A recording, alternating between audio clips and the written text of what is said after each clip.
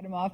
We have heard many times on popular television programs that when people die, they go through this tunnel of light. You and I just spoke, and you said that's not particularly typical. What is typical of the experiences? Well, the light at the end of the tunnel kind of thing, and the idea of a tunnel is a myth. There aren't that many people who have that. That all traces back to the sensationalism that was made in conjunction with Raymond Moody's first book, Life After Life. What is typical of the near-death experience is a person having the out-of-body experience. Usually these are quite intense, quite involved. Often there are things that they see or experience in while being out of body that can be checked later and are third-party verification. We've got a lot of those. After that, the light, and this light, the light isn't like a strobe light or a flashlight or turning on the light in your home. I mean, it's an incredibly brilliant light that most people compare to something like a million suns, so extremely brilliant. But it's alive. It's a light that is filled with love, that is all-knowing, can converse with them. So it's a very involved experience merging with or being one with this light. So those are the two most frequent. When we get there and we have these experiences, who do we meet besides this light, or who do experiencers seem to meet? Well, greeters are very often your loved ones who've died on before you, but very often it's your pets too. No way. Animals as well. Animals are very frequently greeters. There are angels, sometimes religious figures, bright ones, light beings of various kinds that are described. So it's a broad range, but usually it's loved ones who have died and gone on before you, so are we or saying, your favorite pet. Are we saying here, Doctor, that it's the soul that's transferred over to this other side? Well, as near as we can tell, it's that, or something like that. I mean, in research, you can't be really sure of that. So then obviously, but certainly our intelligence, our essence, indeed moves on, yes. But if you said there are pets waiting for us on the other side, that would imply that they also have some kind of a soul or an Yes, energy. it does. That's very comforting, because we have a lot of cool pets that I'd sure like to see again. Personal opinion, Dr. Atwater, is hell does not exist, but you're saying that some people have experienced it. Absolutely, including children, yes. Most often adults, however. Could that not be from stories and books and Christian religious upbringing? No, not at all. No, it does not relate to that at all.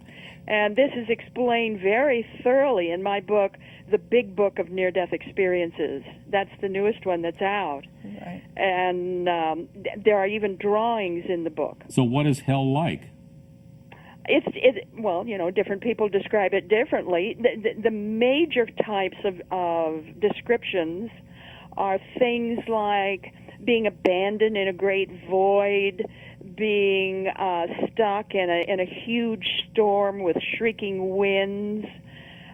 Some people describe something like maybe the hellish version of what hell might be, things like gargoyles and torture chambers, but that's really not the most common. The most common is this idea of being abandoned, or really want to make a point about here is the fact that the near-death experience has turned almost completely around in the last couple of years. And that's what the Big Book of Near-Death Experiences really illustrates for people.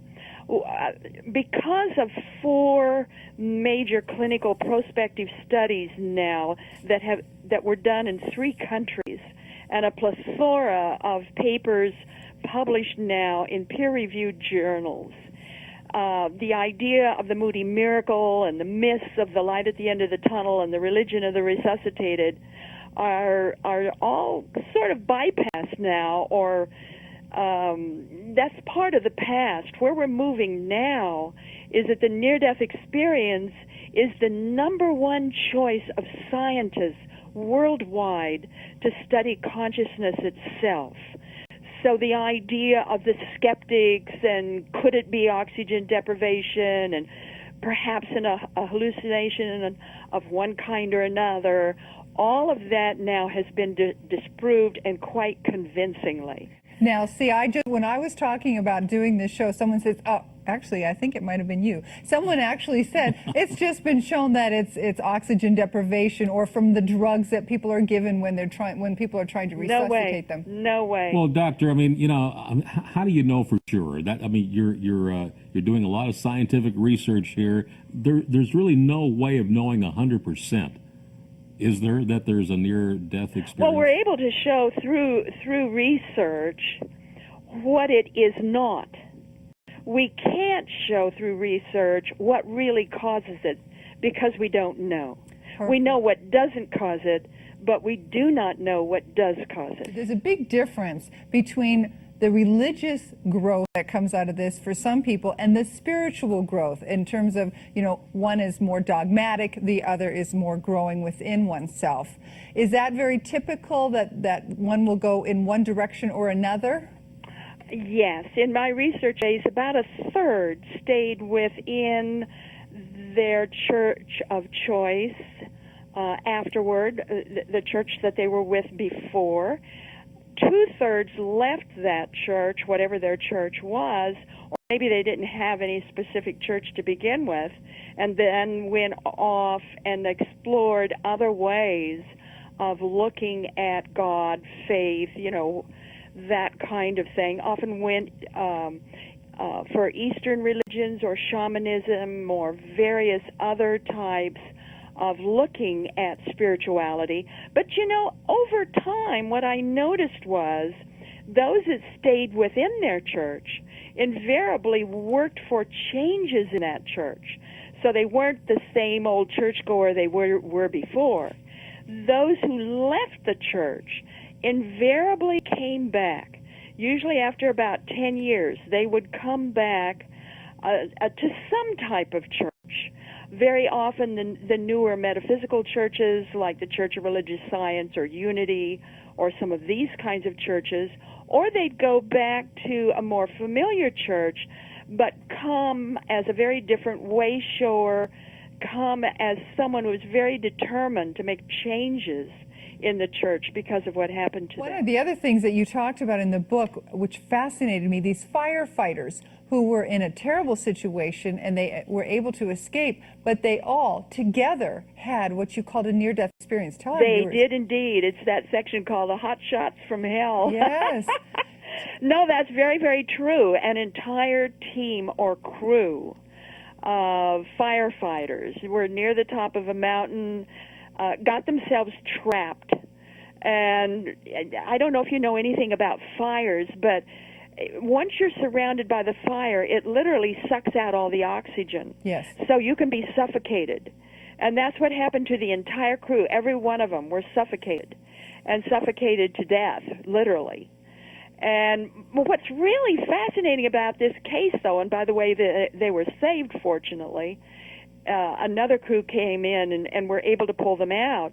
But what's really fascinating about this case is that once they were all hospitalized and, the doctors and the investigators were talking to each one separately, they found out that each one of them had a near-death experience, mainly an out-of-body experience, and each one of them saw the other one and would converse with the other one, and their stories all meshed afterward.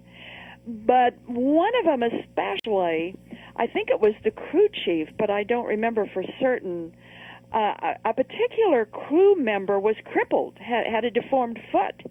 And when they were in the out-of-body experience, and he was talking to the other fellow out of body, he noticed his foot and talked about it and said, look, it's not twisted anymore. Your foot is fine. And the guy looked down at his foot and he said, you're right, I'm fine. And they both remembered that experience. They Fantastic. both remember. Thank you so much, Dr. PMH Atwater. Her book is The Big Book of Near-Death Experiences. I have enjoyed that book so much. I feel like I learned a great deal, and I hope many people do the same thing. Thank you again. Thanks, Doctor, for being on the program.